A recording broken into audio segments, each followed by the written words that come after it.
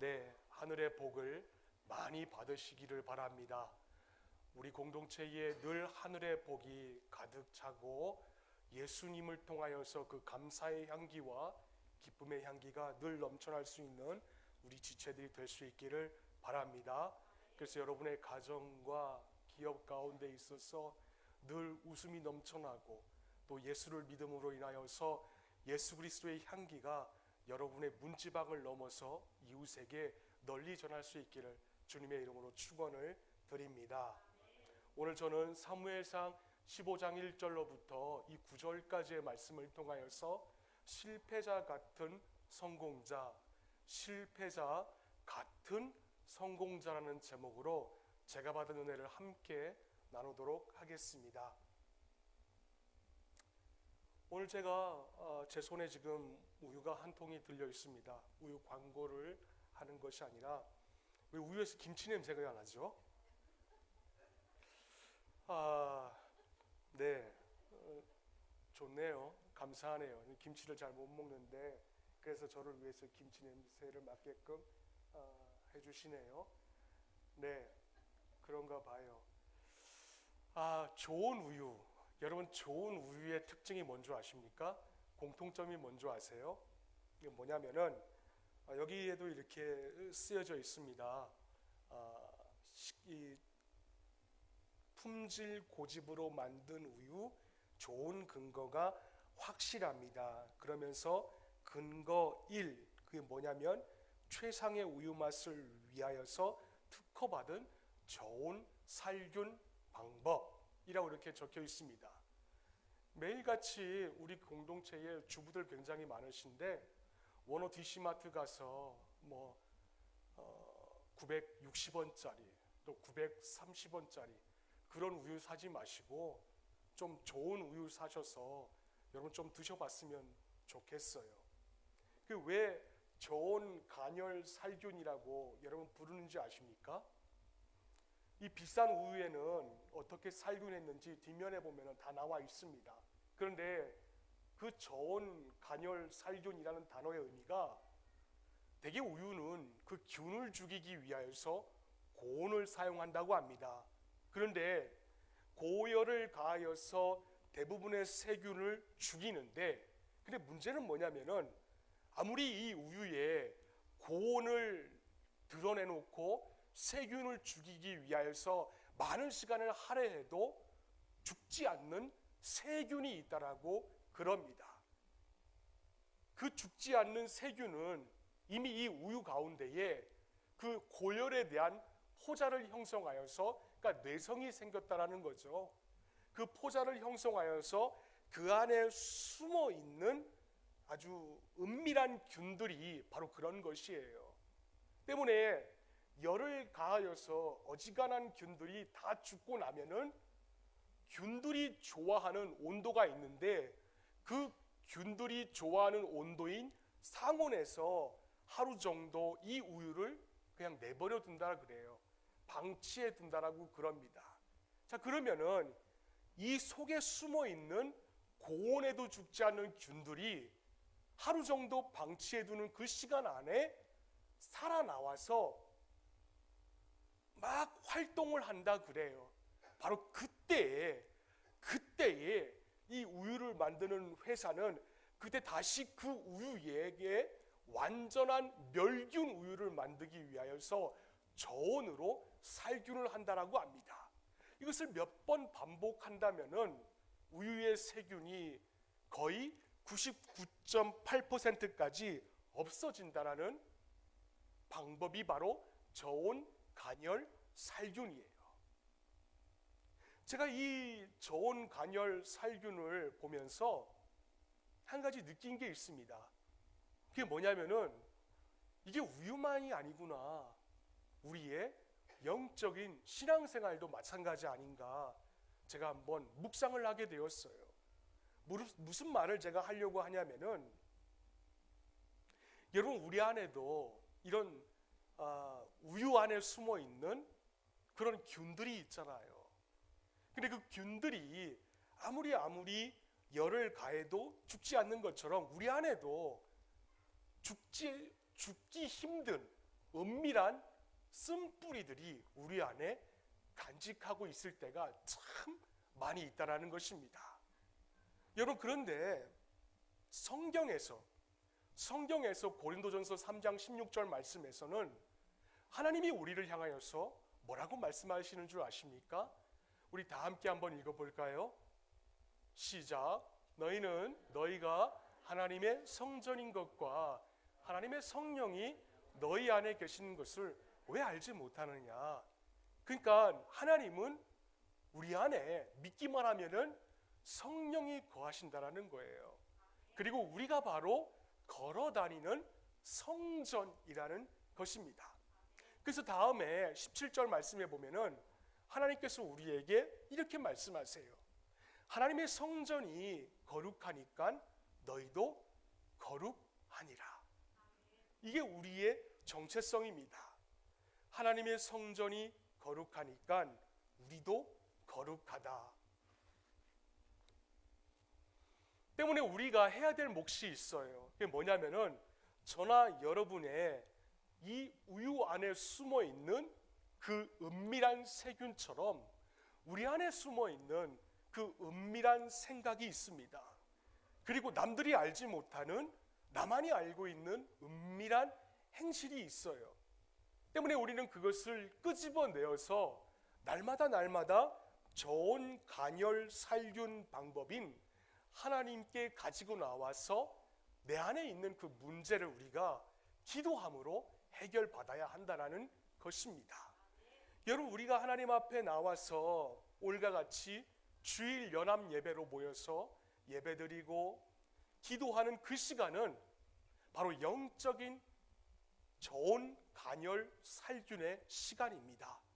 그때 내 안에 자리 잡고 있던 모든 쓴뿌리들, 내 죄악들, 나쁜 생각들, 이것이 바로 영적인 좋은 간열 살균 처리 방법으로 말미암아 십자가 앞에서 우리가 멸균 우유가 될 수가 있는 것입니다.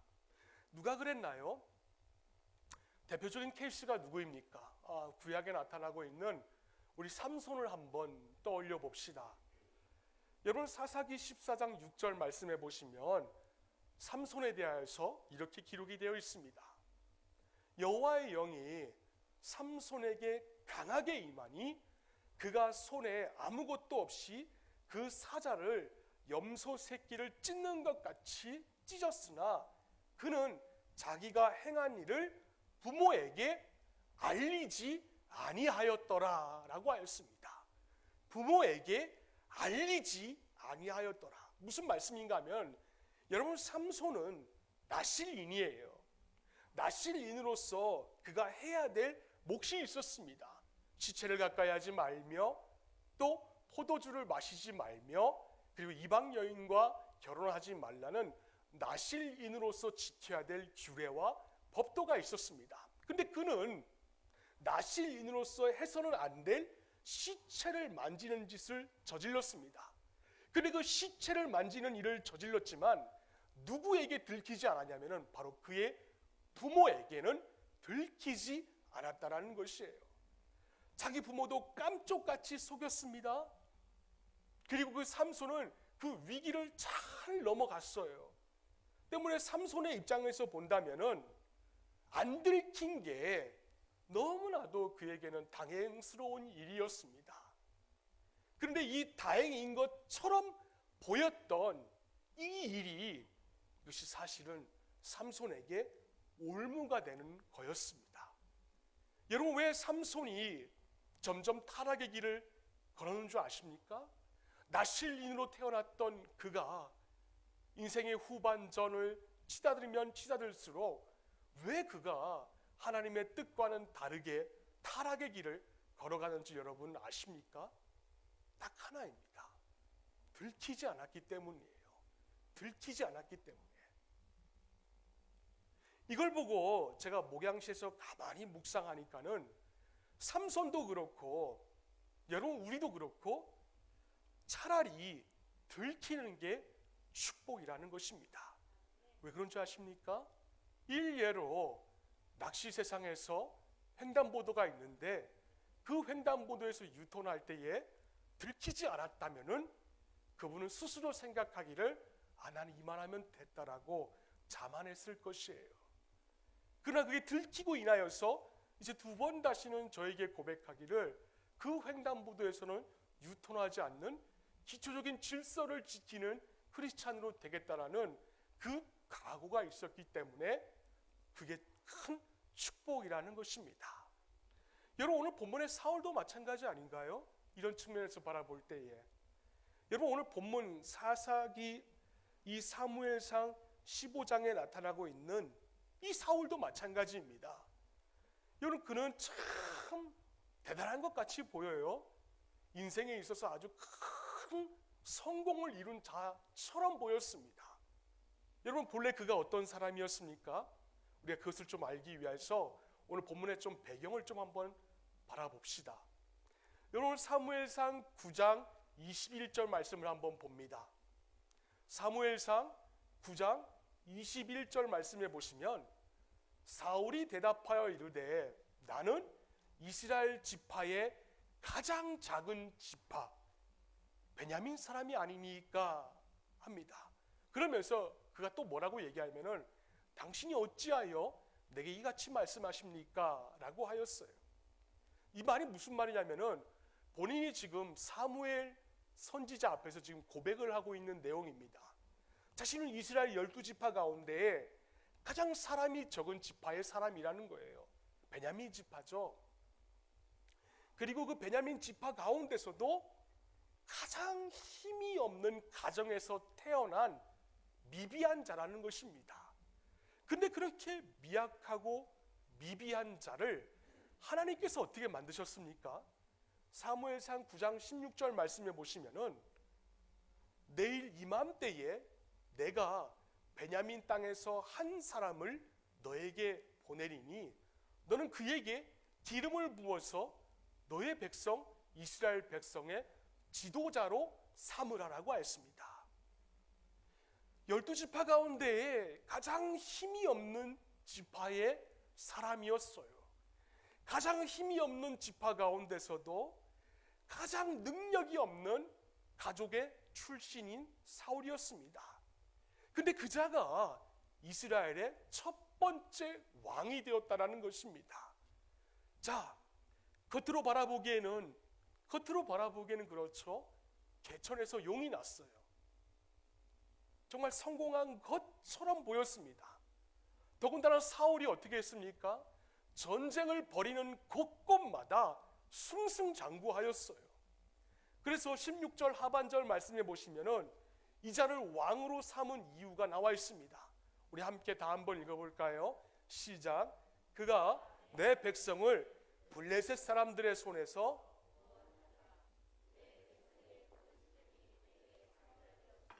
내가 그들을 돌보았노라.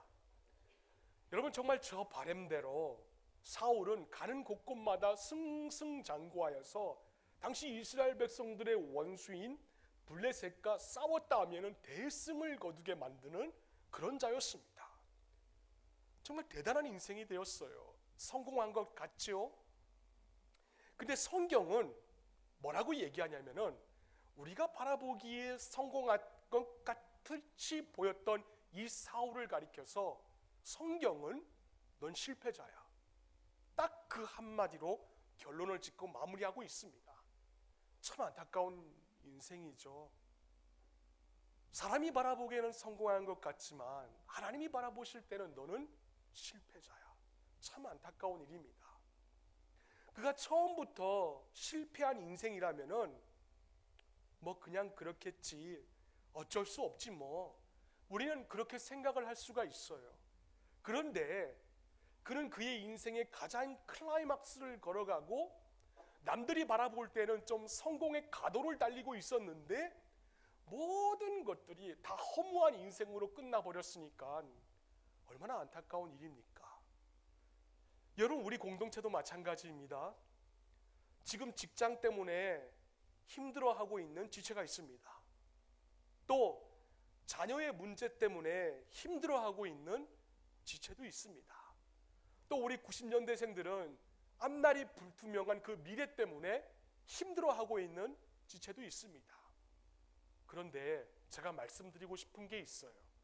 그게 뭐냐면은 지금 힘들고 어렵다라고 한다라고 할지라도 그게 끝이 아니라는 것입니다. 사람이 바라보기에는 그게 끝일 수 있지만은 하나님이 바라보시기에는 그게 또 다른 전환점이 될 수가 있다라는 것이에요. 왜 그렇습니까? 성경에서는 사무엘상 17장 47절 말씀해 보시면 분명히 우리에게 말씀하고 있습니다. 전쟁은 여호와께 속한 것이다. 그가 너희를 우리 손에 넘기시리라 라고 하였습니다. 인생의 전쟁은 하나님의 손에 달려 있다라는 것입니다. 겉보기에는 사람들 바라보기에는 참 저 사람 안타깝다, 실패자다, 지질이 궁상이다 라고 그렇게 생각되시는 분들, 하나님이 그분을 들어 쓰셔서 약한 자에서 강한 자로 얼마든지 인생을 만들어 가실 수가 있다라는 것이에요. 그런데 여러분, 정말 문제가 무엇인 줄 아십니까? 내가 생각할 때에, 스스로 생각할 때에 아마 우리 가운데도 있을 것이에요. 이만하면 됐지 뭐 라고 생각하는 어줍지 않은 성공입니다. 사회의 기준으로 바라볼 때 좀 높은 직장에 있는 분들, 직급에 있는 분들, 그리고 돈 좀 나 좀 벌었어, 그리고 나는 저 사람보다 좀 유명해졌어, 조금 높은 자리에 있다고 성공한 것으로 생각하면은 그 오판이에요. 중요한 게 뭐냐면은 사람이 바라보는 기준이 아닙니다. 정말로 중요한 것은 하나님의 평가예요. 왜? 성경 히브리서 12장 23절 말씀 우리 한번 읽어봅시다. 우리 한번 읽어볼까요? 시작. 하늘에 기록된 장자들의 모임과 교회와 만민의 심판자이신 하나님, 딱 그렇게 되어 있어요. 그러니까 여러분, 만민의 심판자이신 하나님, 최종 심판자는 하나님이시라는 것입니다. 그렇기 때문에 오늘 이 자리에 참석하신 우리 90년대생들부터 시작하여서, 그리고 직장 때문에 힘들어하시는 우리 지체들, 그리고 관계 때문에 힘들어하시는 우리 지체들, 모든 지체들이 하나님 앞에서 성공한 삶을 살아갈 수 있기를 주님의 이름으로 축원을 드립니다.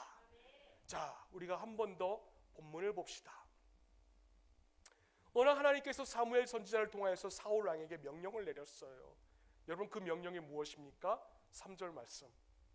지금 가서 아말렉을 쳐서 그들의 모든 소유를 남기지 말고 진멸하되 남녀와 소아와 젖먹는 아이까지 다 죽여버리라고 하였습니다. 하나님의 명령이에요. 아말렉을 남김없이 소아와 젖을 빨고 있는 그 아기까지 다 죽여버려라. 이게 하나님의 말씀입니다. 여러분, 어떤가요? 하나님이에요. 우리 아버지, 사랑이 많으신 하나님, 너무 잔인하지 않습니까?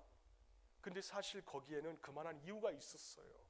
2절 말씀해 보니까 만군의 여호와께서 이같이 말씀하시기를 아말렉이 이스라엘에게 행한 일, 그 일로 인하여서 내가 그들을 벌한다라고 하였습니다. 그러니까 아말렉 족속이 누구의 후예냐면은 야곱의 형인 에서의 후예입니다. 아주 굉장히 호전적인 자들이에요. 때문에 사실 이 아말렉의 그 의미가 전쟁을 좋아한다라는 그 뜻을 가지고 있습니다. 굉장히 호전적인 민족들이죠. 그들은 이스라엘이 출애굽해서 가나안 땅으로 향할 때에 진로를 방해했습니다. 자, 그렇다면 이들이 어떻게 공격을 하였습니까? 신명기 25장 18절 말씀에 보면 이 아말렉이 이스라엘 백성들을 이렇게 공격하였습니다. 곧 그들이 너를 길에서 만나 네가 피곤할 때에 내 뒤에 떨어진 약한 자들을 쳤다라고 했습니다. 여러분, 이스라엘 행렬 가운데서 가장 뒤에 있는 자들만 이 아말렉 백성들이 칼을 들고 쳐 죽였습니다. 뒤처진 이들이 누구였을까요? 아마 힘없는 노인들이었을 것입니다. 그리고 관절염이 결리고 많이 다리가 아픈 그 노인들이 뒤를 쳐줬을 것이에요. 그리고 아기들이, 또 아기들을 안고 있는 부모가 그 행렬 가운데 뒤에 쳐졌을 것입니다. 장정들은 이미 앞서 갔을 것이에요. 때문에 아말렉은 이 뒤에서 힘없는 노인들과 그리고 아기를 안고 있는 그 부모들을 다 공격을 한 것이에요. 하나님이 그걸 기억하고 계셨습니다.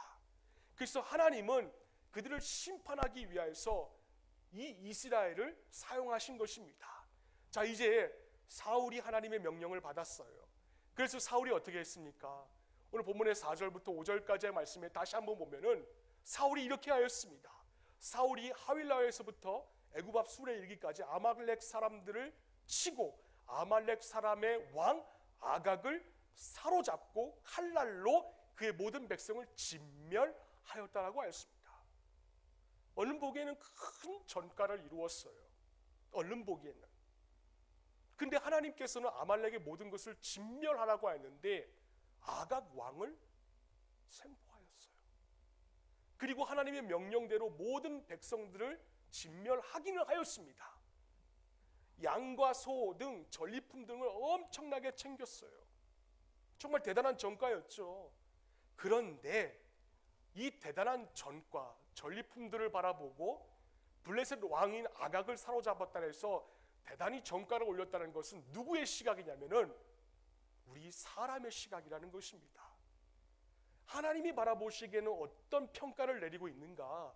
오늘 10절부터 11절까지 말씀에 하나님의 평가가 나타나고 있습니다. 여호와의 말씀이 사울에게 임하니라. 내가 사울을 왕으로 세운 것을 후회한다라고 하였습니다. 후회한다.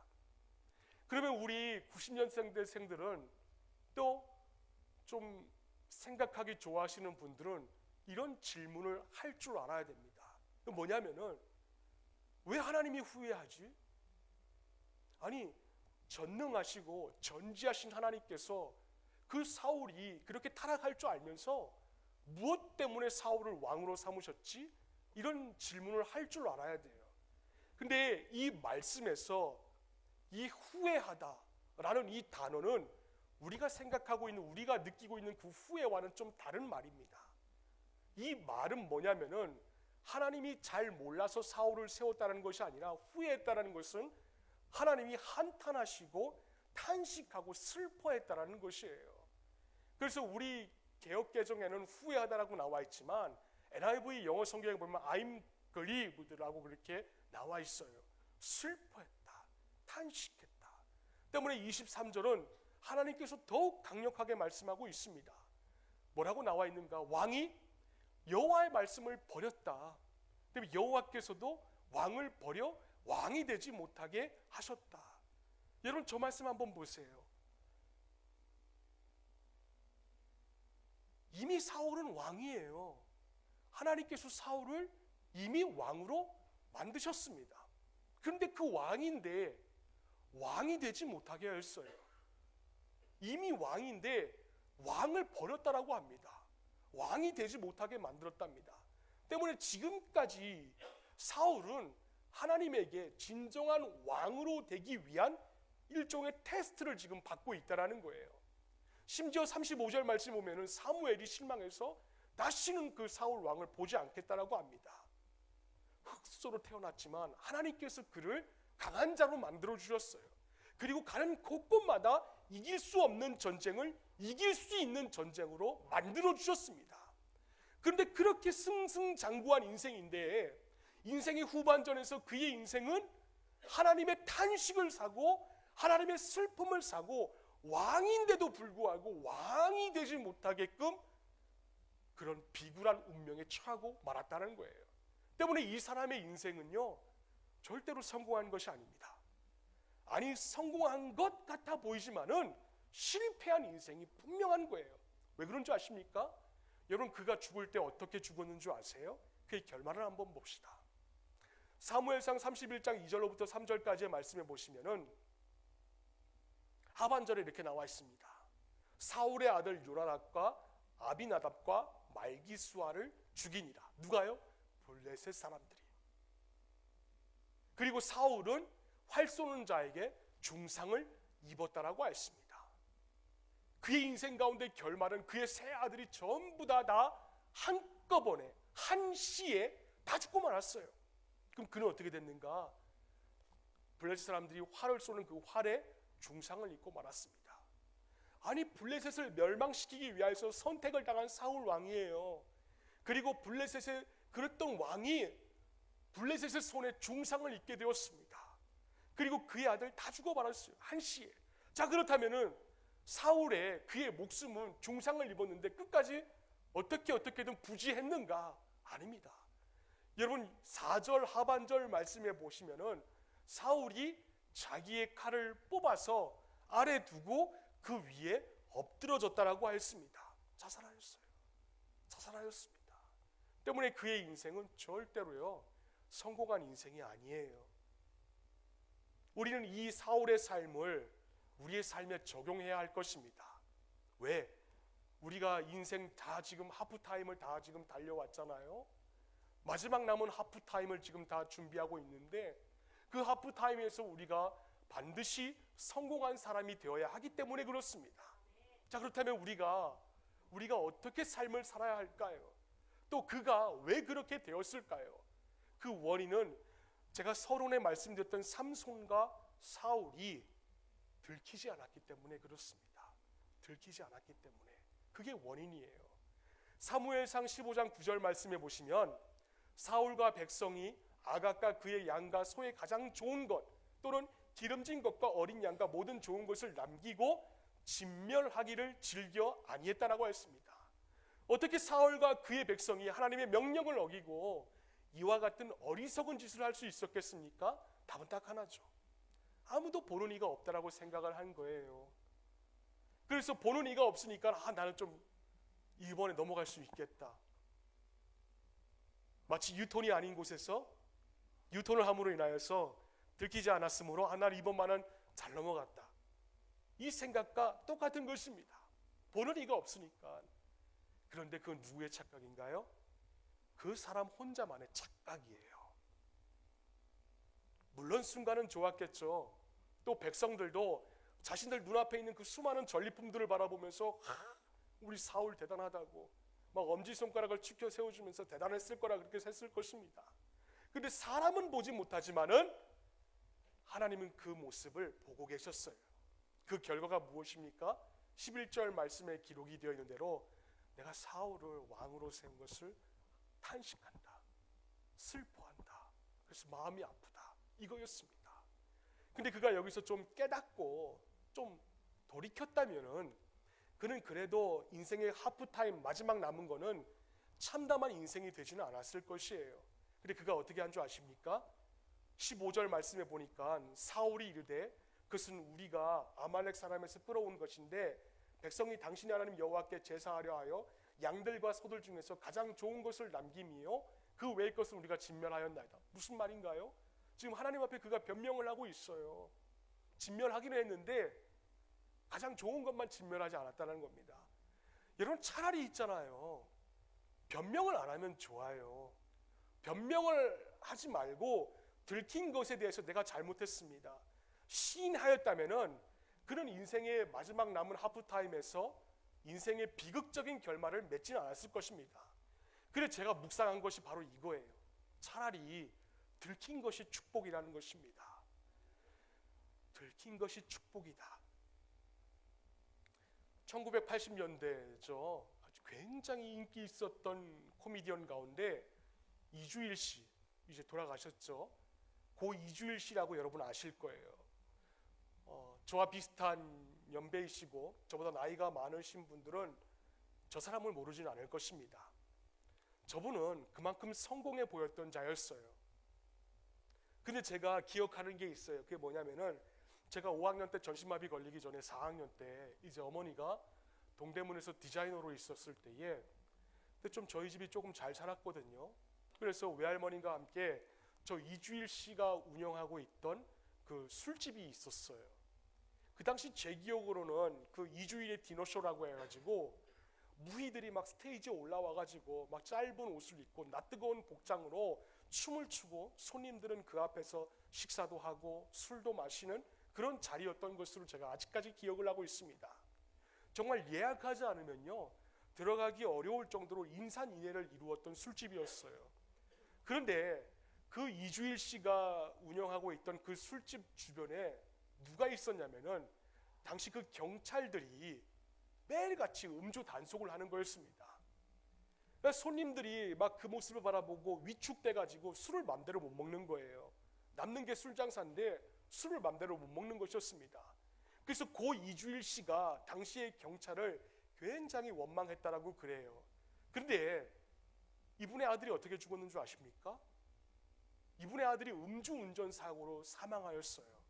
그리고 나서 제가 유튜브에 한번 보니까 그가 절규하듯이 던진 한마디가 굉장히 생생합니다. 그 이주일 씨가 뭐라고 얘기를 하냐면은, 왜 많던 매일매일 내 집 앞에서 음주 단속을 하는 경찰들은 어디 가서 뭐 하고 있었나, 그 말 한마디 하면서 그렇게 눈물을 흘리면서 아들의 그 관을 붙잡고 우는 모습을 아직까지 잊지를 못합니다. 여러분, 만약 그 아들이 음주 단속에 걸렸으면은 죽지는 않았을 것입니다. 그냥 오늘 진짜 재수 없는 날이네. 경찰한테 걸려서 이렇게 힘든 시간을 보내야 하다니 그냥 그 한마디 하고 그냥 말았을 것이에요. 여러분, 이것이 사울을 통하여서 발견하는 무서운 교훈이고 무서운 진리입니다. 제가 고3 때 딱 한 번이에요. 딱 한 번입니다. 고3 때 교회를 안 갔어요. 교회를 안 가고 가방을 둘러매고 방이동에 있는 독서실을 제가 간 적이 있습니다. 아버지가 여러분이 아시다시피 목사예요. 근데 목사의 아들이 그런 결단을 하게 된 건 거기에 엄청난 저의 결단이 있었기 때문에 가능한 일이었습니다. 그렇게 평생 처음이에요. 처음으로 주일에 예배 빼먹고 독서실에 가서 앉아 있었는데 공부가 안 됐어요. 여러분, 가서 아마 아실 거예요. 수학의 정석이라는 원투 책이, 아주 두꺼운 책을 여러분도 아실 겁니다. 그 두꺼운 책을 베고 그 독서실에서 그냥 잠만 자고 있었어요. 근데 문제가 뭔지 아십니까? 예배 빼먹고 독서실 가는 게 그렇게 짜릿짜릿할 수가 없다라는 거예요. 얼마나 매력을 느꼈는지 모르는 것입니다.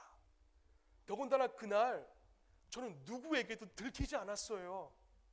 그러니까 아직까지 우리 교회에, 지금은 권사님이신데 그 권사님들 당시에 집사님들이셨는데, 그분들은요 아직까지 제가 그날 주일날 예배 빼먹고 독서실에 간 거에 대해서 아직까지 아무도 몰라요.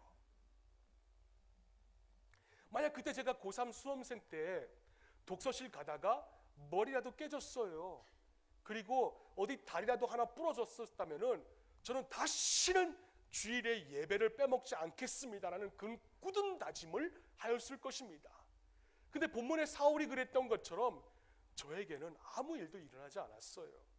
누구에게도 들키지 않았습니다. 근데 이게 더 무서운 일이더라고요. 다행스러운 것은 그날 이후로 지금까지 한 번도 주일을 빼먹겠다는 아주 그냥 그런 못된 생각을 하지 않고 있다는 것입니다. 하지만 제가 느낀 게 뭐냐면은, 사람이 들키지 않으니까 뭐가 생기는 줄 아세요? 사람에게 들키지 않으니까는 점점 대담해진다라는 거예요.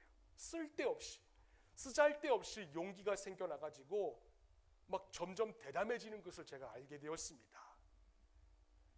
여러분, 주일에 그렇잖아요. 주일 연합 예배 빼먹는 분들이 얼마나 많이 있으세요? 응? 주일 연합 예배 빼먹고 대구 수성구에 있는 결혼식장에 가지는 분도 있지 않아요? 그러면서 생각하는 게 뭡니까? 목사한테 안 걸렸다, 또 이 집사한테 안 걸렸다 라고 그런 쓸데없는 용기만 늘어가지고 애들하고 막 남편하고 장단 맞추어서 휴가 가시고 군대에 막 면회 갔다 오시는 분들 있잖아요. 또 주일에 가만 한번 보세요. 오늘 주일에 한번 보세요. 점심 식사 후에 바쁘지도 않으면서 바쁘다고 말하면서 교회에서 막 쏜살같이 저 내리막길을 막 도망가시는 분들이 있어요. 여러분, 그런 분들은요 믿음이 자라나지 않아요. 왜? 믿음의 교제가 없기 때문에. 그런 모습을 바라볼 때마다 우리 고아중앙교회가 교회가 아니고 경찰서인가 그렇게 생각을 가질 때가 참 많이 있습니다. 여러분, 또 주중에 어떻습니까? 주중에는 그냥 퇴근하고, 여러분 사실 소파에서 TV 보시고, TV는 드라마는 나의 목자이시니라면서 말씀하시는 분들이 얼마나 많아요. 그리고 가만히 보면 바쁘다는 핑계로 목장 모임에 참석 안 하시는 분들 들키는 게 은혜예요. 여러분, 우리 고아중앙교회는 저 세 축이 돌아갑니다. 주일 연합 예배와 목장 모임과 삶 공부가 서로 연결되어 있어요. 때문에 저 주일 연합 예배도 우리가 무시할 수가 없고, 목장 모임에도 무시할 수가 없고, 삶 공부도 무시할 수 없는 이유가, 저 중에서 하나라도 무시한다면은 교회의 지붕이 내려앉기 때문에 그렇습니다. 여러분, 저런 분들 주일 연합 예배 안 드리고 대구에 결혼식장 가고, 그리고 아들 군인에게 면회 가시는 분들, 주중에 바쁘지도 않으면서 바쁘다라고 말하면서 목장 모임에 참석 안 하시는 분들, 그리고 삶 공부도 안 하시는 분들은 죄송하지만 무리만 크리스찬이라는 것입니다. 겉보기에는 크리스찬 같아요. 근데 왜 그런 줄 아십니까? 경건의 능력은 없고 경건의 모양만 있기 때문에 그렇습니다. 왜? 말만 하기 때문에 그래요. 말만 하기 때문에. 누가 그랬습니까? 본문에 사울이 그런 거예요. 여러분, 그가 들키지 않아서 행복할 수 있었던 이유가 무엇인 줄 아십니까? 지가 법이에요. 자기 마음대로 할 수가 있었습니다. 아말렉의 모든 것을 진멸하라는 하나님의 명령에도 불구하고 사로잡은 아각 왕과 그 수많은 전리품들을 보았을 때에 그에게는 하나님에게 지금 당장 들키지 않은 일에 대하여서 은밀한 기쁨이 있었습니다. 그리고 이 은밀한 기쁨은 어디로 연결된 줄 아십니까? 오늘 본문 12절 말씀에 보시면 사울이 갈렙에 이르러 자기를 위하여 기념비를 세웠다라고 연결이 됩니다. 은밀한 나쁜 기쁨, 그 쓸데없는 담대함으로 자기를 위하여서 기념비를 세웠습니다. 누구를 위하여서 기념비를 세워야 됩니까? 하나님을 위한 기념비를 세워야 되는데 자기를 위한 기념비를 세웠어요. 전쟁의 승패가 하나님에 있다는 것을 그도 알고 있었을 것입니다. 그런데 그는 사람들에게 내 능력을 과시하고자 자기를 위하여 많은 사람들 보는 앞에서 기념비를 세웠다는 것이에요. 때문에 우리가 이 모습을 바라보고 우리의 삶에 적용할 수 있는 것은 자기를 위하여 기념비를 세우는 그 교만한 모습이 아니라 우리는 반대로 겸손한 모습을 소유해야 인생의 하프타임에서 성공자가 될 수가 있다는 것입니다. 괜시리 뭔가 생각하지 마세요. 뭐 좀 됐다 그 생각하면은요, 그 교만이에요. 또 뭐 어쩔 수 없어. 뭐 남편이 그러니까는 뭐 어쩔 수 없어. 그런 말만 하지 말고 경건의 능력을 좀 갖추라는 것입니다. 우리 공동체 가만히 보면 참 말들 잘하세요. 아나운서가 될 정도로 말씀들은 참 잘하세요. 근데 그게 세상의 논리로 말씀하시는 분들이 굉장히 많아요. 여러분, 하나님은요 분명 자기를 위하여 살아가는 자들에게 분명히 말씀하셨습니다. 성경에 교만한 자들에게 뭐라고 말씀하냐면은 잠언서 16장 16절 말씀해 보시면은 교만은 패망의 선봉이라고 하였습니다. 그렇다면 우리가 어떻게 내가 교만한지 아닌지 알 수가 있을까요? 딱 하나입니다. 잠언서 29장 8절 말씀에 보면은 거만한 자는 성읍을 요란하게 한다라고 하였습니다. 거만한 자는, 교만한 자는 성읍을 요란하게 만들어요. 오늘 여러분들이 공동체에서 무심코 툭툭 내뱉은 말 한마디가 있을 거예요. 나는 앞뒤가 없어서 괜찮아, 뒤끝이 없어서 괜찮아, 그러면서 말 툭툭 내뱉는 것이 있는데, 그 말 한마디로 인해서 고아중앙 공동체나 또 여러분이 속해 있는 목장이 막 여기저기 시끄럽게 된다면은 바로 그 자가 교만하다라는 것입니다.